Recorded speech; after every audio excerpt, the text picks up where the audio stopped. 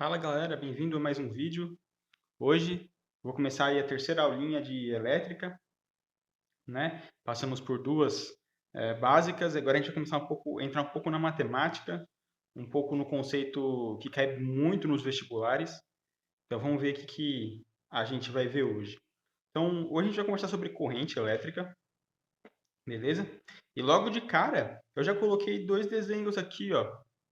Em um deles, que eu chamei aqui de movimento desordenado, que seria um movimento desordenado de cargas, que seria, esse desenho aqui seria um fio. Nesse fio, esse fio é feito de átomos, e átomos contêm elétrons. Os elétrons desse fio, quando eu vou lá na loja, compro na hora, ele me dá o pedaço do fio, eu pego na mão, os elétrons estão dessa maneira aqui, ó, não estão em movimento ordenado, eles estão indo para frente, para trás, para cima, para baixo, na diagonal. Então, eles não estão em um movimento ordenado, por isso que eu chamo isso de movimento desordenado. Beleza? E aí eu coloquei um outro desenho aqui, em que os elétrons estão em um movimento ordenado, que é um movimento ordenado de cargas. Né? E a grande dúvida aqui para a gente é o que acontece da esquerda para a direita. O que acontece? Né? Esse movimento ordenado que eu tenho aqui, eu vou ter uma sequência de elétrons indo em uma única direção, é o que eu chamo de corrente elétrica. Beleza? Então, isso daqui é a nossa corrente elétrica. O movimento ordenado de cargas é a definição de corrente elétrica. Mas a grande dúvida é, o que aconteceu para sair desse estado de movimento desordenado para o movimento ordenado, que seria esse daqui? O que ocorreu no nosso fio, né? Tá. Então, vamos achar a resposta para isso já. Vamos começar já a nossa procura. Então, eu tenho aqui, ó, um circuito, né? Um circuito, essas linhas aqui são fios. E aqui nesse ponto que eu desenhei maior, é como se eu estivesse pegando uma super lupa e colocando aqui, eu estou vendo, observando o que os elétrons estão fazendo no meu fio. Né? A princípio, quando eu olho, eles estão aqui em um movimento desordenado. Né? Então, os elétrons estão indo para baixo, para cima, para a direita, para a esquerda. Então, os elétrons estão indo para todas as direções, não tem um movimento ordenado. E aí, eu venho com o meu gerador, beleza? Eu pego o meu gerador. Um gerador nada mais é do que uma pilha, tá ok? Então, o gerador é uma pilha. E quando eu coloco esse gerador, os meus elétrons começam a atuar de maneira diferente, tá ok? Ó, eu vou ter uma nova lupa, estou com uma outra lupa aqui olhando, o mesmo fio, só que agora com o gerador, e eu começo a observar que os elétrons estão indo todos em uma mesma direção. Percebe aqui?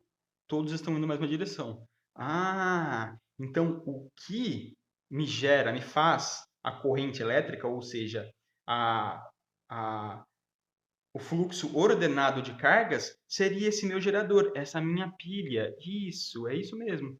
Então, o que gera a minha corrente seria o meu gerador, a minha pilha, ok? Uma coisa que é muito importante para a gente quando a gente está falando de corrente elétrica, é eu entender um pouco melhor. Agora eu vou tirar esse daqui e já vou colocar um com os desenhos aqui, ó. Então, uma coisa que é muito importante para a gente saber, entender, é esse negócio de sentido real e sentido convencional da nossa carga, da nossa corrente. Eu tenho aqui novamente um gerador. Aqui eu tenho a minha lupa, né?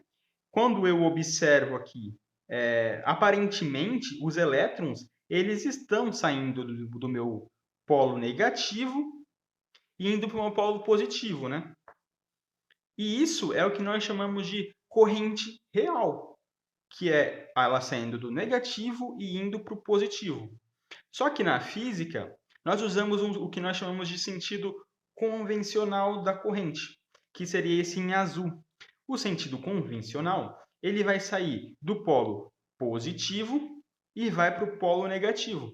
É meio loucura, mas a gente convencionou, né, os físicos chegaram a essa convenção de que assim deveria ser, né? Assim nós deveríamos assumir a nossa corrente. E funciona. Tanto faz você usar essa ou essa, mas se no seu vestibular o exercício está perguntando se nós utilizamos o sentido convencional ou real, a resposta é o convencional, porque é o que nós utilizamos. Mas o sentido real também funciona, beleza? Ok. Agora que nós já sabemos disso, vou retirar isso daqui novamente, ok? E eu vou falar sobre essa formulinha, né? A formulinha que é o que cai bastante, né, nos vestibulares. Então, a minha formulinha, que é essa daqui, I Q sobre ΔT, nós temos o quê? O nosso I é a intensidade da corrente elétrica. Ok.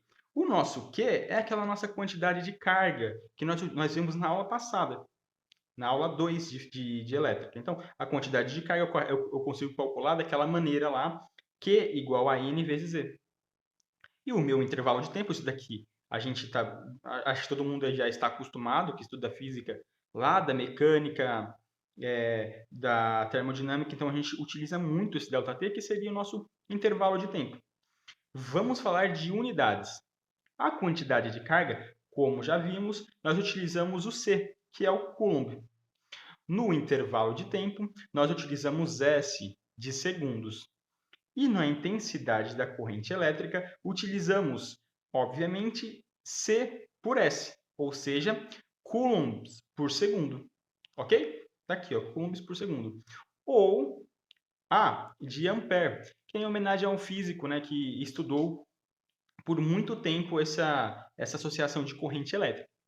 Entende? Então, beleza, gente. É só isso a aula de hoje. É uma aula bem facinho para a gente entender como funciona a corrente elétrica. Valeu!